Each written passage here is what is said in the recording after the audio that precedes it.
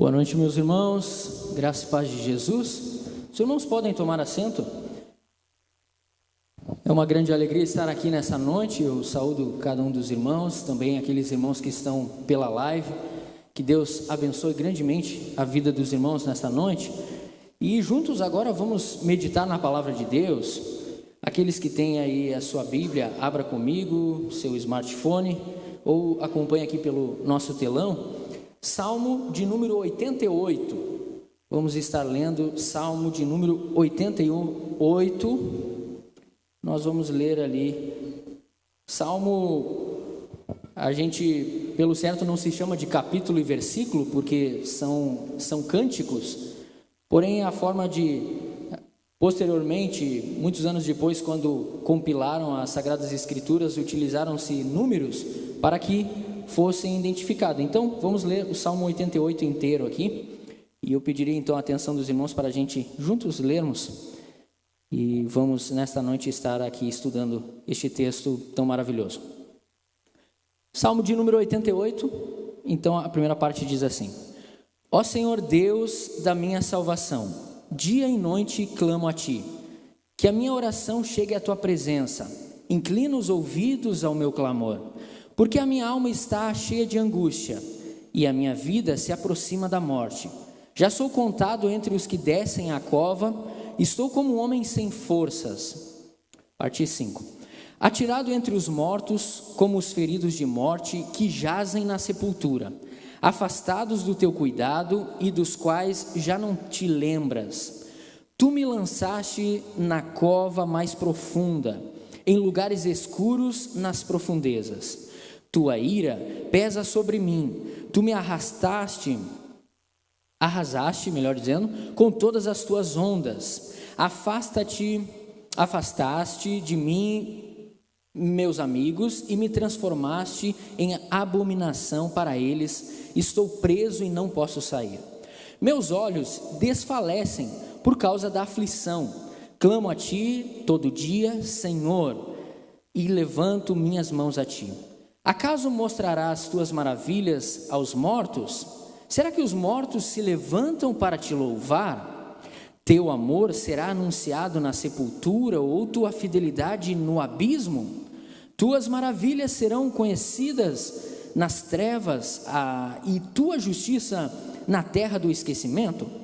Eu, porém, Senhor, clamo a Ti de madrugada, minha oração chega à Tua presença. Por que me rejeitas, Senhor?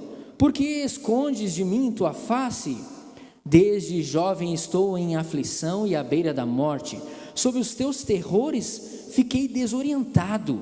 Teu furor ardente tem passado sobre mim. Teus terrores me arrasaram. 17. Todos os dias me rodeiam como águas, cercam-me completamente. Afastaste de mim amigos e companheiros. Meus conhecidos me deixaram em trevas. Vamos ao Senhor em oração mais uma vez, meus irmãos? Curve a sua cabeça, vamos juntos orar. Senhor Deus, nós Te louvamos nesta noite por estarmos reunidos aqui como igreja, como filhos amados do Senhor. Muito obrigado pela noite preciosa que o Senhor nos concede, de juntos adorarmos, invocar o Senhor, pedir para que o Teu Santo Espírito venha habitar em nosso meio, venha refletir aqui a grandiosidade que é o Senhor. Agora nesta noite, nesse exato momento não é diferente, pedimos a Tua compreensão do alto, Senhor, para que venhamos compreender este texto, para que venhamos aplicar ele em nossas vidas, para que venhamos sair daqui repletos da graça do alto sobre as nossas vidas. Em nome de Jesus, dai-nos da Tua graça, para a glória do Teu nome, Senhor. Amém. Amém. Meus irmãos, como vocês podem ter visto nesse texto, este salmo é um salmo meio complexo, é um salmo meio triste, ou por que não dizer, é o salmo mais triste da Bíblia. Se nós analisarmos todos os salmos de lamentações, os salmos que lamentam, que tem choro, que tem pranto, que tem arrependimento, nenhum destes salmos se compara ao Salmo 88. Ele é um salmo extremamente triste, e ele é um salmo que vem aqui nos dar uma ideia sobre o que é depressão, o que é tristeza, o que é cólera. Ele é um salmo muito triste. Mas nos nossos dias, algo muito interessante nos nossos dias, nesse século 21 que vivemos, é um mundo pós-moderno que nós chamamos. E nesse mundo pós-moderno, tudo vive em torno do prazer próprio. Então, tudo que eu quero é o meu prazer. Tudo o que eu vou fazer é para que eu venha a ter um conforto maior e esquecer. Quanto mais eu esqueço daquele que está ao meu lado, melhor eu vou viver. Se a gente analisar assim, o que o homem carnal, o homem pecador, aquele que não conhece a graça do Evangelho, ele mais faz. E quando eu digo homem, eu falo homem e mulher. O que ele mais faz é pensar em si próprio. Então o homem de hoje, o pós-moderno, ele vive em torno do prazer de si mesmo, sentir-se bem, com o relativismo que nós tanto falamos, pós-moderno. Ou seja, ele rejeita todo o significado de vida, com base naquelas coisas que são racionais, com base naquilo que seria do universo inteiro. Tipo, amor ao próximo, se importar com a dor daquele que sofre, significado de misericórdia. O homem relativista, pós-moderno, ele esquece disso, porque ele vive no chamado tal de hedonismo. O hedonismo nada mais é do que a busca pelo prazer próprio, ou seja, eu quero mais, eu quero trabalhar para viver melhor, eu quero, quanto mais coisas eu conseguir, melhor eu vou viver, então eu esqueço daquele que está ao meu lado. E esse é um dos motivos que muitas pessoas mentem nas suas relações, até mesmo com o próprio cônjuge, no seu casamento, mentem no seu serviço, mentem na escola, na faculdade, independente, as pessoas mentem para que elas possam se beneficiar e até mesmo com a dor do próximo. Quem sabe nós podemos dizer assim, mas que horrível isso aí, mas é uma realidade, é a realidade em que nós vivemos, não que o cristão deve viver. Então a busca pelo prazer, ele é incessante. Então nos deixa entender isso, um pouquinho que nós vamos estudar aqui neste Salmo 88, então eu quero o meu sossego, eu quero o que resta para mim de momento, eu quero o que vai me trazer bem, benefícios para a minha saúde, eu quero me alimentar melhor, eu quero vestir melhor, eu quero estudar mais, eu quero ter o melhor desta terra, eu quero que os outros se danem. Muita gente pensa assim, se tiver que morrer o outro que morra, mas que eu viva. Mas o Evangelho vai nos ensinar tudo ao contrário disso. O Evangelho nos ensina que esse hedonismo, ele é pecador, e ele convence somente aquele que está pendendo para a sua carnalidade, para o seu próprio pecado. E o Evangelho nos mostra que, mesmo que venhamos enfrentar o sofrimento, a dor, ainda é compensatório, porque a nossa vida não se limita a essa vida terrenal. Amém, meus irmãos? A nossa vida está firmada na rocha inabalável que é Cristo. Então, se eu estou firmado em Cristo, eu sei que nas horas mais amargas, mais difíceis desta vida, a minha experiência não é a que vale. Não é a minha experiência que vai valer para tudo, mas é aquilo que eu tenho de conhecimento de Deus sobre mim que vai valer mais. Então eu vou parar de pensar só em mim e vou começar a pensar naquele que está ao meu lado. Eu vou parar de pensar só na minha experiência e eu vou começar a analisar que agora nós temos que viver de formas diferentes. Agora vamos trazer para o mundo espiritual, somente dando essa introdução para a gente conseguir nos associar com esse texto. Se nós analisarmos o mundo espiritual, então todo sofrimento e dor que nos atinge tem uma consequência, tem uma causa. E esse sofrimento e dor, o que muitos, e até mesmo muitas igrejas, por que não dizer assim, na grande maioria muitas igrejas, elas vão dizer, olha, você está sofrendo, você está lutando, principalmente para aqueles que estão no mundo de teologia da prosperidade, tudo é prosperidade, ou somente cura, ou somente autoajuda. Se você está sofrendo, é porque você está em pecado. Você está em pecado, então você está sofrendo. Olha ali, ele está com aquela enfermidade, ele está com aquele problema financeiro, ele está em pecado. Eu creio que a maioria de vocês já ouviu sobre isso. Ou quem sabe nós vamos dar uma outra desculpa no mundo espiritual. Olha, aquele ali está sofrendo, está passando por aquilo ali, porque ele não dá oferta na igreja, porque ele não dá o dízimo do Senhor, ele está roubando o Senhor, ele está sofrendo. Ou quem sabe ainda muitos podem dizer, ele não está sofrendo por causa de algum pecado em oculto, por causa de algum meio que ele está ocultando, ou por causa de uma maldição hereditária. O vô dele, o tataravô dele fez isso e agora ele está sofrendo.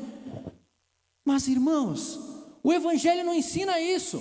O Evangelho nos ensina que nós teremos aflições neste mundo, mas Jesus, o autor da nossa fé, diz: tem de bom ânimo, porque eu venci o mundo. Então, se você entrou sofrendo aqui nessa noite, seja bem-vindo ao grupo dos que sofrem, mas também seja bem-vindo ao grupo daqueles que estão sofrendo, mas estão nas mãos do Todo-Poderoso. Vamos olhar para o texto. Salmo 88, como eu disse, é um texto muito profundo, mas é um texto triste. Ele vai falar sobre ser o mais triste da Bíblia, mais triste dos Salmos. Há uma situação imediata aqui que nos mostra que havia um homem atribulado, um homem buscando a face de Deus, e esse homem estava com grande choro, grande lamento. Porém, ele estava tão sofrendo, mas ele era temente a Deus. Ele era um homem que orava, ele era um homem que era temente a Deus, um homem que era piedoso naquilo que ele acreditava ser de Deus.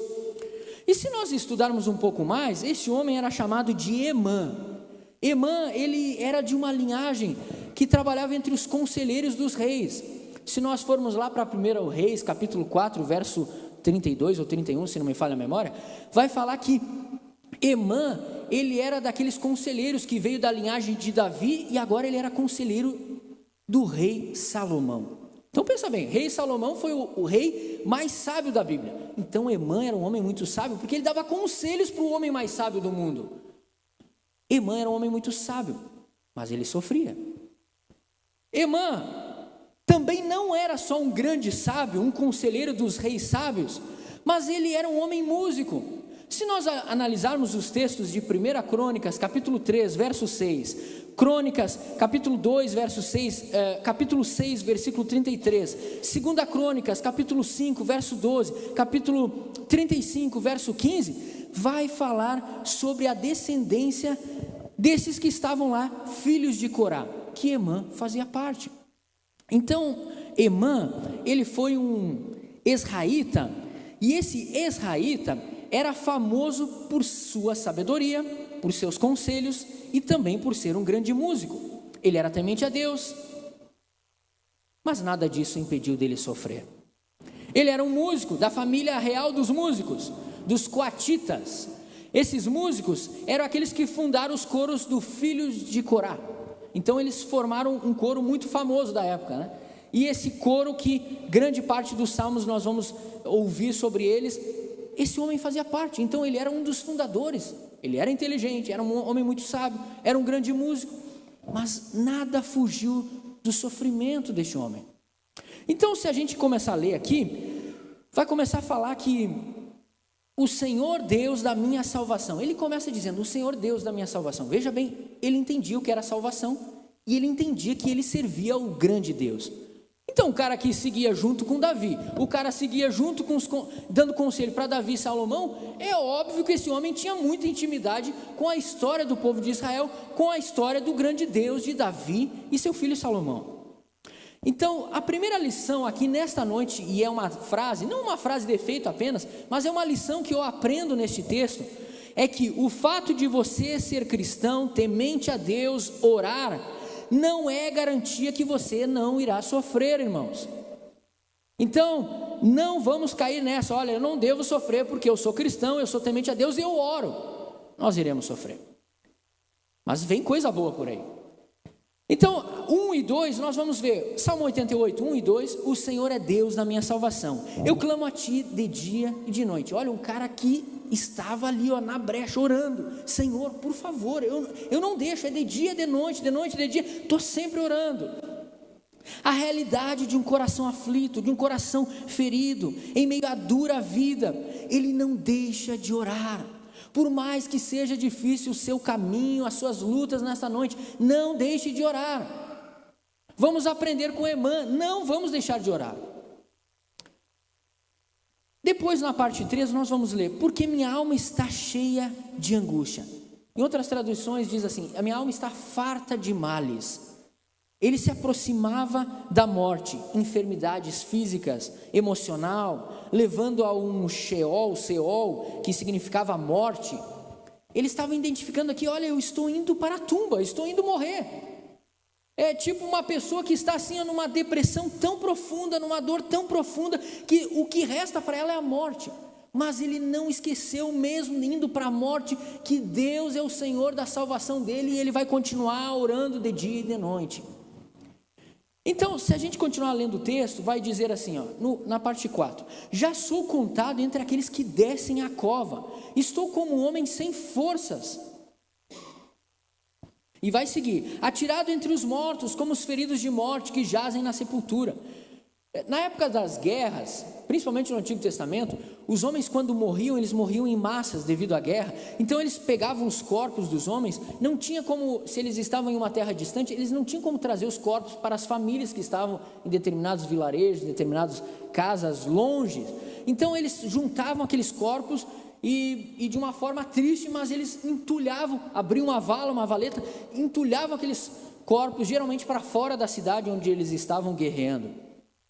E ele está se referindo como se fosse isso: olha, eu já estou praticamente como esses homens, um atirado por cima do outro, indo para a morte. Esse homem está com uma dor terrível, é uma dor de uma tremenda, um emocional muito abalado, uma sensação terrível, uma dor que dói nos seus ossos, na sua pele. É um homem com muita dor.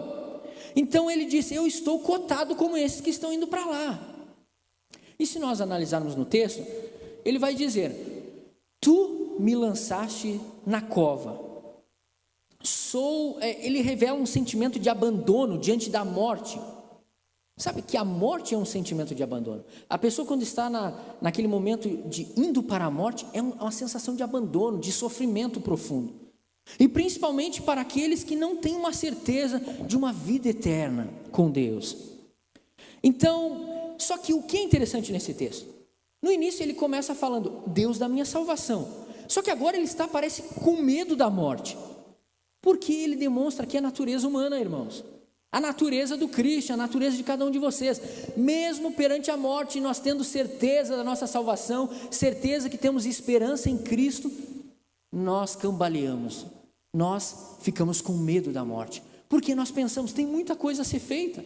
Eu poderia fazer isso. Ou quem sabe, eu poderia ter perdoado mais, eu poderia ter amado mais, eu poderia ter experimentado momentos de mais comunhão, eu poderia ter feito isso. A mente desse homem está cambaleando para a morte, mas ele está apavorado, ele está temeroso. Somos seres humanos acima de tudo. Então a sepultura, a morte, morrer, nos causa espanto, pavor. O Salmo nos mostra mais coisas. Se nós formos ler aqui na parte 7, ele diz assim, ele falando a Deus, é um cântico. Lembre-se que é um cântico. Sabe uma coisa que eu não falei? Lá no início diz assim, cântico, talvez na Bíblia de vocês eu não sei, mas vai dizer assim, súplica pelo livramento da morte. Cânticos, salmos dos filhos de Corá, ao regente do coro, adaptado por Maalate, Leonote, masquil de Emã, Esraíta. Esse masquil aqui com Maalate e Leonote tem a indicar que é um cântico triste, é um cântico de lamento. E também ele dá uma ideia aqui, porque era muito utilizado uma canção ou instrumento que era tipo uma varinha de bambu, sabe, um pífaro. E esse instrumento, ele tocava de uma forma triste, que era na hora de uma sepultura, de um funeral. Então, esta música, ela foi tocada de forma como tristeza, funeral. Mas ele vai dizer assim, parte 7. Tua ira pesa sobre mim, tu me arrastaste como as tuas ondas. O que quer dizer isso? A ira de Deus. E sabe que o peso da ira de Deus nem sempre é pelo pecado. A ira de Deus na Bíblia, ela não está associada somente para os pecados do povo, mas ela também está associada a um grande plano de Deus. Vamos analisar lá em Jó. Quando nós lemos, Jó era um homem íntegro, temente a Deus, fiel ao Senhor, mas sofreu.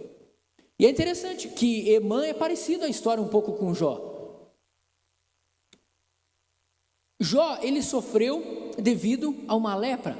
Sofreu porque perdeu seus filhos, perdeu sua casa, seu gado, seus animais. Tudo que ele tinha, ele perdeu. Ele continua fiel a Deus. E aí ele tem os acusadores. Ele tem a sua própria esposa que diz, abandona esse Deus e morre. É a história de Jó, que todos nós conhecemos. E na história de Jó nos mostra que ele permaneceu fiel mesmo com cacos de telhas que se coçava devido à lepra, que era uma doença terrível da época. E essa lepra, ela fazia com que pedaços do corpo das pessoas ficassem caindo. Era como se fosse aquilo que a gente olha nos cachorros, né? Nos cães, como a sarna, que o bicho se coça, começa a cair pedaços. A lepra era terrível. E a lepra não era só terrível porque ela tomava conta do corpo, mas essa pessoa tinha que se afastar da sociedade, essa pessoa tinha que se afastar das suas famílias, essa pessoa tinha que viver uma vida solitária para o resto da sua vida, até morrer. Então ele está anexando aqui a ira de Deus, uma forma não de penitência sobre o seu pecado, mas de uma forma que está provando o seu corpo. E aqui tudo está apontando que esse homem estava numa terrível depressão e possivelmente numa grande lepra, que era uma doença da época. Então, todas as tuas ondas, ele diz, ó Deus, a tua ira, todas as tuas ondas parecem vir sobre mim. O que significa isso, as ondas? O que significa é como ondas, sabe, as ondas, elas, quando o mar se forma aquelas ondas, elas rolam até a praia, e elas vêm se desfazendo, vêm até a praia e elas retornam para o mar adentro, para o oceano, e depois chegando mais perto da costa, elas se tornam ondas, e elas vêm novamente, e elas voltam. Ele diz que os problemas estavam assim, dificuldades uma após outra. Isso não é diferente das nossas vidas, isso não é diferente das nossas enfermidades, dos nossos sofrimentos, das nossas perdas, das nossas questões financeiras, dificuldade atrás de outra. Ele vai dizer na parte 8, ele diz assim, afastaste de mim os meus amigos, eu estou preso sozinho. Falta de saúde, falta de dinheiro afasta as pessoas, afasta os amigos. Foi assim com Jó, foi assim com várias pessoas, é assim nos nossos dias. Quando você está bem financeiramente, você terá várias pessoas que nem imagina que são seus amigos e são seus amigos. Mas no momento que falta um recurso, chega a enfermidade, você começa a perder as pessoas. E esse homem perdeu todos que estavam à sua volta. Esse homem está numa terrível solidão, numa terrível dor emocional, numa terrível dor física, tudo dói nesse homem.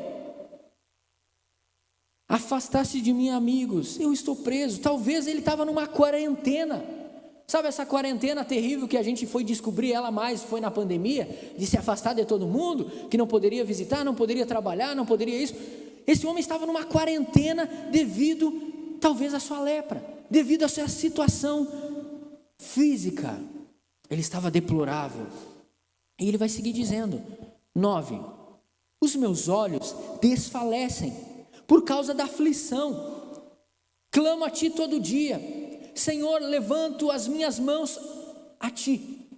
Veja bem que interessante. Embora a aflição arrebentando com a vida desse homem, ele ainda levantava as mãos como um sinal de adoração, porque no Antigo Testamento é muito claro, todo aquele que adorava a Deus, ele externava a Deus, levanta a sua mão em sinal de adoração. Quando nós adoramos a Deus, nos louvores, nós não levantamos a mão para adorar, bem dizer este nome poderoso que é o nome do Senhor. Este homem mesmo talvez mal conseguia levantar seus braços, mas ele ainda adorava porque ele sabia a quem ele servia, que Deus glorioso ele servia, mas que Deus que estava permitindo essa dura prova. Vamos lá. Então ele disse que não conseguia nem chorar, desfalecia o seu rosto, seus olhos desfalecem, possivelmente muito choro sem parar. As suas lágrimas já eram pesadas, doía o seu rosto da própria lágrima. Que coisa terrível, um colapso total de sofrimento desse salmista, irmãos, terrivelmente. E ele segue dizendo, mostrará suas maravilhas, prodígios aos mortos. Sabe por quê? Porque ele começou contando o seguinte, ele começou os salmos dizendo esse lamento, que ele adorava ao Deus da salvação, e ele começou a dizer para cada um de nós o quanto de sofrimento, e o sofrimento começa a pesar nele, de tal forma que ele está cantando aqui, e esse sofrimento está pesando até em mim, esse sofrimento está pesando talvez em você, meu Deus, que tanto sofrimento. Mas só que ele chega numa determinada situação que ele diz assim, realmente esse sofrimento está me levando para a morte, e agora eu vou morrer, está tudo acabando. E quando ele está dizendo isso, ele começa a debater com Deus. É verdade ou não é verdade? Que quando nós começamos a sofrer, nós começamos a dizer: olha, Deus, para aí, alguma coisa está errada. Pô, Senhor, eu não pedi isso, por que isso veio cair nas minhas mãos? Senhor, eu não pedi para passar por isso. Tanta pessoa aí que é um pouquinho mais malvada do que eu, por que elas não passam e eu estou sofrendo? A gente tenta gesticular com Deus, a gente tenta bater com Deus, e ele começou a dizer: Senhor, ainda não é o momento. Olha aqui, eu estou quase que um morto-vivo nesse mundo, mas não me leve, porque quem vai se lembrar do Senhor se eu não estiver vivo? Ele começou uma luta pela sobrevivência, que é normal de todo cristão, que é normal de todo ser humano.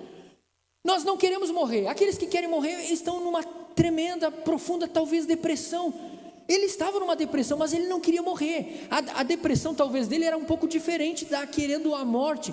Ele estava lutando com uma luta de enfermidade física e emocional, mas ele pedia: Senhor, por favor, não me leva ainda. Eu quero que o mundo veja o Senhor através da minha vida. E esse salmista lembra que a Deus: Senhor, os mortos não podem te louvar, os mortos não podem exaltar o Senhor, porque eles morrem. E lembre, ele sabe que o Deus da sua salvação, senão ele não teria dito no início, senão ele não seria um conselheiro do rei Davi, do rei Salomão. Ele saberia de identificar a diferença. Ele estava com a certeza o que era a salvação, mas mesmo com a certeza da salvação, ele pedia: eu não quero morrer, Senhor. E ele segue. O louvor humano seria silenciado se ele morresse. Trevas, esquecimento. E é interessante isso, porque há muitas pessoas que querem deixar um legado, e há muitas que deixam um legado. Talvez deixam para a sua descendência, deixam a herança, seja ela financeira ou emocional. Há pessoas que não têm nada de recursos para deixar para os seus filhos, netos, bisnetos e a descendência que virá, mas elas deixam um legado de vida. Olha, quando o filho vai falar para o neto, que seria, né? Olha, o seu avô fez isso, a sua avó foi uma mulher disso. Quantas pessoas a gente sabe disso, que deixaram um legado maravilhoso, louvado seja Deus por isso. Mas ele estava dizendo aqui: olha, eu estou tão afastado de todo mundo que ninguém vai se lembrar de mim, e se eu morrer eu não vou poder falar aos demais que grande é o Senhor Jeová, que grande é o Deus dos exércitos. Então, por favor, não desiste de mim, Senhor. Ele estava nessa briga. E sabe que é interessante, porque lá em 1 Coríntios, capítulo 15, verso 26, o apóstolo Paulo ele diz algo muito interessante. Ele diz: qual é o último inimigo a ser vencido? A morte. A morte é o único, ou melhor, é o último inimigo a ser vencido. E foi a morte que o Senhor Jesus venceu na cruz do Calvário por amor a você. Foi a morte que ele venceu na cruz do Calvário para demonstrar que ele tem poder sobre a vida e sobre a morte. Mas já chegamos lá.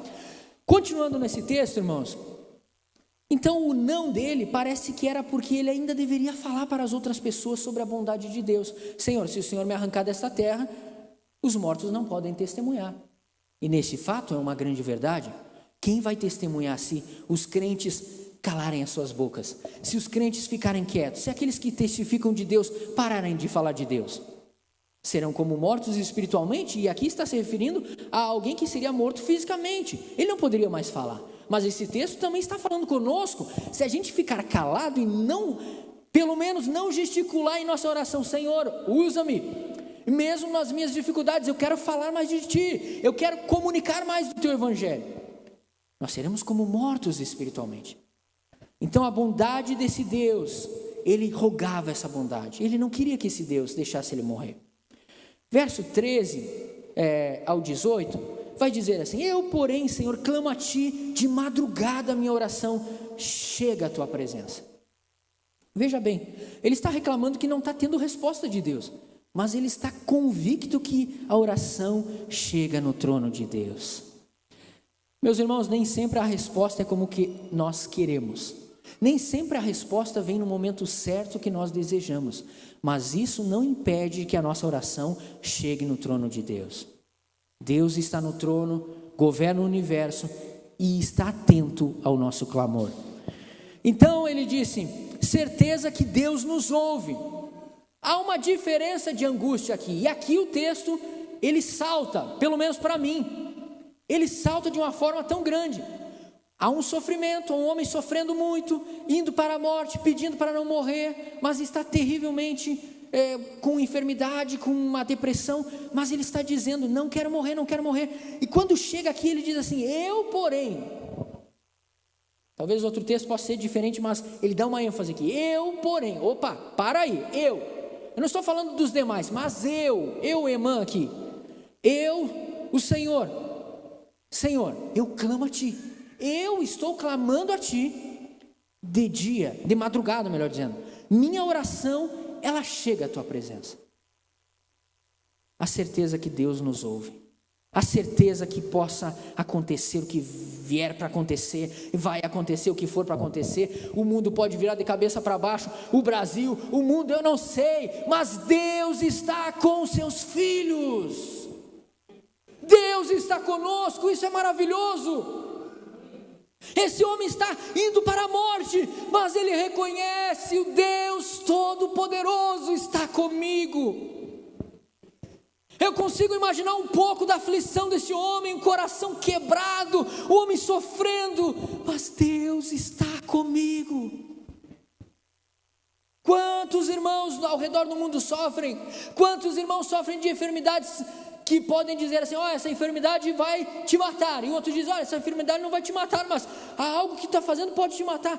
Todos nós podemos morrer a qualquer momento, mas há aqueles irmãos que sofrem mais do que alguns, aqueles que sofrem perseguições ao redor do mundo, em países fechados para o evangelho, os irmãos são massacrados. Eu já vi tantos irmãos que sofrem perseguições. Nunca esqueço de um irmão que mostrou as suas costas em uma sala fechada para nós, falando baixo para que os vizinhos não escutassem, um país perseguido. O irmão levanta as suas costas e diz assim: olha, tudo isso aqui, as suas costas haviam marcas. E ele disse: mas eu não desisto de pregar o evangelho. Podem me matar, mas não vão matar a minha alma. Pode me matar, mas meu espírito está com o Senhor. É isso que faz a diferença. Emã estava caindo aos pedaços, mas ele disse: o Senhor ouve a minha oração. Deus ouve a oração da igreja, Deus ouve as nossas orações, nos momentos mais diversos. Deus ouve, e isso é o refrigério para a nossa alma. Então, continuando no texto, ele disse que, ele disse que Deus ouve, a oração dele chega na presença de Deus, mas Deus está rejeitando ele. E essa indagação dele mostra o ser humano natural. Nós tem horas que estamos bombando, estamos em alta, estamos aqui, olha, Deus é bom, e estamos fazendo isso para Deus, está tudo uma maravilha. Mas tem horas que a aflição nos pega, que só falta a gente andar se escondendo debaixo da mesa. A gente não quer nem aparecer, a gente não quer nem ouvir muitas vezes o que alguém vai falar, porque nós somos seres humanos. E aqui mostra a natureza nossa, que vem desde a descendência de Adão, pecaminosa. Nós caímos por esta desgraça, e a desgraça que eu me refiro aqui é o sofrimento humano que é pecador, porque tudo isso é oriundo do pecado. Devido ao pecado existem as enfermidades, devido ao pecado existe o caos no mundo. Mas esse homem agora começa a gesticular perante Deus mais uma vez, e ele diz: por que, Senhor, rejeita a minha oração? Por que está rejeitando? Por que esconde a tua face de mim? Então o texto, ele vai continuar, e aí ele diz assim, na parte 15, ele diz algo muito terrível. Ele diz: desde que eu sou jovem, eu estou em aflição. Então veja bem, desde que ele era jovem, então quer dizer que quase que toda a vida desse homem, ele passou sofrendo, porque o que dá para entender, se ele foi conselheiro do rei Davi, do rei Salomão, esse homem viveu bastante. Esse homem estava já um idoso, esse homem era um homem que estava vivendo muito, mas o muito que ele vivia, muito ele sofria. Então veja, ele estava vivendo uma dor muito grande, e ele diz: desde a minha meninice, lá da minha juventude, eu venho em aflição, à beira da morte. Olha que sofrimento terrível, os terrores, fiquei desorientado devido a tantos terrores. E este salmo, ele não termina entusiasmando a nós, as nossas vidas, nos motivando. Ele é um salmo que termina nas trevas, ele é um salmo que termina sem muita explicação. E nos próximos textos aqui, ele diz: o teu furor é ardente, tem passado sobre mim, há terrores que me arrasam. Todos os dias me rodeiam como águas que me cercam completamente, afastando-se de mim amigos, companheiros, meus conhecidos. me deixaram em trevas. Solidão também é entendida como trevas. No Antigo Testamento, para vocês terem uma ideia, principalmente esses salmos de lamento, eles eram salmos que traziam uma ideia muito real do negócio e uma ideia muito pesada, eram palavras pesadas. Se você ler todo esse salmo, você vai entender que é um salmo pesado. Então ele é um salmo triste, uma verdadeira história triste, mas ele é salmo de alguém que era um justo. E ele continua dizendo que os amigos se afastaram porque na solidão ou na enfermidade da lepra, todos se afastavam. A pessoa vivia em trevas, na escuridão. Por quê? A ideia de trevas aqui é porque geralmente essa pessoa ela fugia para alguma rocha, alguma caverna, se escondia em algum casebre afastado de todos, porque se ela estivesse numa vila, a lepra poderia como uma peste se espalhar e essa pessoa não poderia mais conviver. Então ela tinha que se exilar, ela tinha que se afastar das crianças, das mulheres, dos velhos, dos novos, de todos. Então provavelmente ele vivia em uma rocha, numa caverna, ele saía um pouco e voltava e ele disse, eu vivo nas trevas. Então se a gente começar a pensar nisso, a gente entende a ideia do texto. Era um homem que vivia escondido, não podendo se comunicar. Coisa terrível é a gente viver sem conseguir conversar com as pessoas, sem conseguir comunhão com ninguém. Não tem como viver o complemento do Evangelho, a alegria do Evangelho sozinho, irmãos, não tem. Quando nós vamos olhar os textos, o próprio Senhor Jesus falando que onde estiver 2 ou 3, 2 ou mais reunidos, ali Ele está, nós vamos ver sempre que a ideia é unidade, é comunhão. A igreja, estamos aqui, poderíamos cada um estar na nossa casa assistindo culto online, mas estamos aqui porque precisamos da comunhão uns com os outros, estarmos juntos adorando ao Senhor. E esse homem vivia sozinho, então a gente entende o sofrimento. E agora eu trago uma aplicação para nós, chegando à conclusão deste grande texto, triste texto. O mundo despreza o aflito. O que ele testemunhou aqui é, ele mesmo sendo justo, adorando a Deus, o mundo inteiro desprezava ele porque ele tinha uma enfermidade, seja ela uma depressão profunda e possivelmente uma lepra. Todos desprezavam Emã. Mas um dia ele foi um grande conselheiro, mas hoje ele já não era mais, talvez ele era esquecido e ele era lembrado por ser um moribundo, alguém abandonado. Mas o mundo despreza o aflito. Mas Jesus falou algo tão impactante. Ele disse, no mundo tereis aflições, mas tem de bom ânimo, eu venci o mundo. Então o que Emã estava clamando aqui, embora ele não queria morrer, porque ele queria testemunhar o que Deus estava fazendo, mas Emã tinha certeza da sua salvação, porque ele começou proclamando, o Senhor Deus da minha salvação, que eu clamo de dia e de noite. Então Jesus deu essa mesma ênfase, no mundo tereis aflições, mas tem de bom ânimo, porque este mundo eu já venci e vós vencereis. Este salmo é uma figura profética de Jesus. Isso mesmo, este salmo aponta para o Senhor Jesus Cristo, que nos mostra o peso que Jesus carregou para ser o nosso Salvador. Jesus, em um cumprimento do Salmo anterior, 87, se nós lermos Salmo 87, nós chegamos ao Salmo 88 e compreendemos, ele completa o Salmo 87, falando que este Salmo aponta para o Salvador Jesus, onde Cristo está até a morte, sofrendo naquela cruz, pelo peso da ira. Lembre que aqui ele disse, afasta de mim essa ira, lembra de mim nessa ira, Senhor tenha misericórdia, olhe para mim, estou em trevas.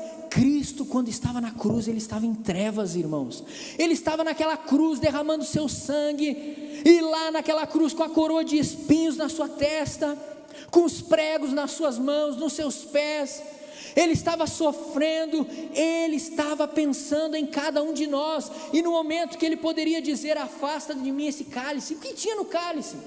No próprio Salmos, vai nos dizer que o cálice, na mão do Senhor há um cálice que ferve da ira de Deus. O cálice não era simplesmente um cálice de vinho, não era um cálice de uma outro tipo de coisa, era a própria ira de Deus, que seria aplacada sobre Jesus, e Jesus disse, afasta de mim. Ele não estava dizendo, olha, eu não quero me envolver com isso, não, ele entendia a sua missão, mas lá na cruz Jesus disse, que tamanho era o sofrimento como Emã. Nós vamos ver um Emã que termina aqui em trevas, sem muitas explicações, mas agora nós vamos ver o segundo Emã, que é Jesus, e Jesus termina não em trevas, mas quando a trevas parecia que veio sobre a face da terra, Jesus morre, mas ao terceiro dia, ele ressuscita, e ele traz a vida que em Amã ficou incompleta. Ele mostra aqui agora no Evangelho a vida em abundância em Cristo Jesus. Ele mostra que nós podemos passar dificuldades como Emã, mas que Ele é a nossa certeza de salvação, Ele é a nossa certeza de vida eterna, e Ele é a certeza em meio ao sofrimento que tudo vai acabar bem. Quero convidar os irmãos para se colocar em pé. Este salmo também nos mostra sobre a oração. Ele nos mostra que a oração do justo, ela pode fazer muita coisa. Ele nos mostra que, em primeiro, ninguém é sábio o suficiente demais, chegou a um patamar, um nível superior, para não se render aos pés de Cristo e orar. Então, por mais que você tenha tempos de fé, tempos de experiência com Deus, todos, uma pessoa que conheceu Jesus agora, ou uma pessoa que está há 50, 60 anos conhecendo Jesus, como o Emã conhecia Deus, ele precisa se render e clamar a Deus. Precisamos orar. Segundo, que eu aprendo também sobre a oração, é que a oração verdadeira, ela se faz no poder daquele que conhece a salvação. Então você vai orar no poder de Jesus Cristo que garantiu a salvação, e você ora dizendo: Senhor, seja feita a tua vontade, não a minha. Mas o Senhor é poderoso em meio à aflição, o justo passa aflição, mas o Senhor é o Deus da minha salvação. Isso é um privilégio, irmãos. E em terceiro, essa oração, ela é perseverante. Persevere em oração. Está difícil o caminho? Persevere em oração. Está difícil caminhar, está difícil os problemas, quem sabe é o luto, quem sabe é a dor de perder alguém querido, quem sabe é uma enfermidade terrível, quem sabe é um caos financeiro que você está passando, quem sabe é um desemprego. Crente sofre desemprego, irmãos, crente sofre desemprego, perde o emprego também. Quem sabe é a luta com alguém da sua família, mas não desista nesta noite. Olhe para a irmã, mas muito mais olhe para Jesus. Ele garante vitória. Se Emã nos ensina que a vida é dura, que o crente enfrenta sofrimento, Jesus nos ensina que o crente enfrenta sofrimento, mas que é uma grande vitória para aqueles que estão em Cristo. Sabe por quê? Porque o apóstolo Paulo disse: todas as coisas cooperam para o bem daqueles que amam a Deus e são chamados segundo o seu propósito.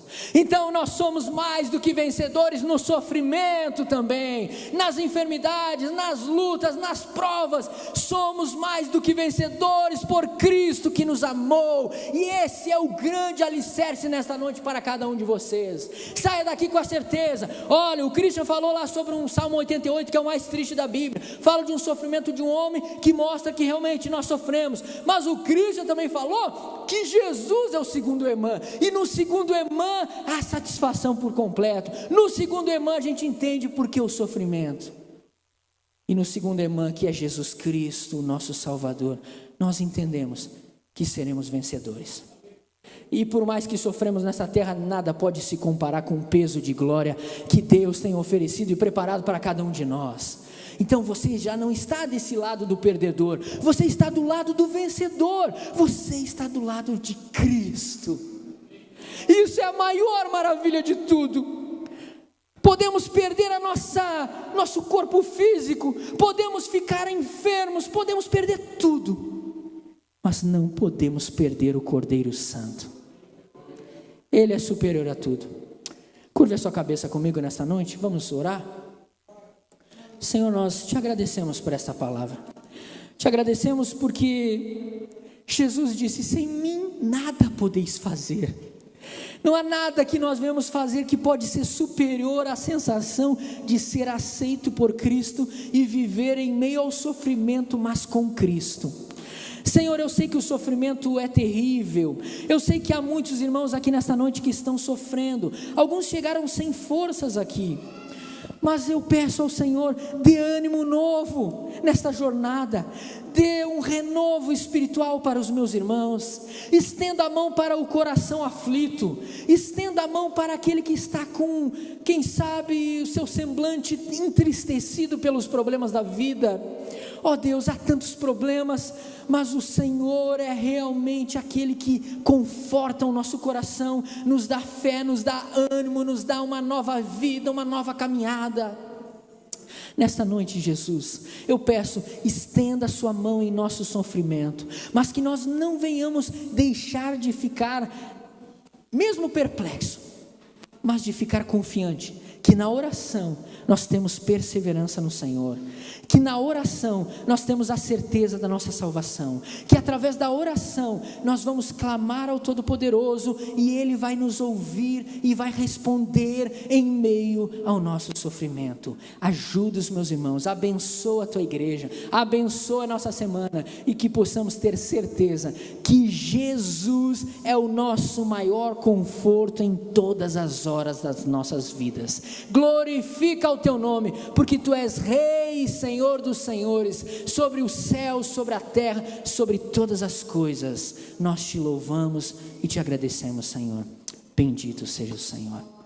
Deus abençoe, meus irmãos. Amém.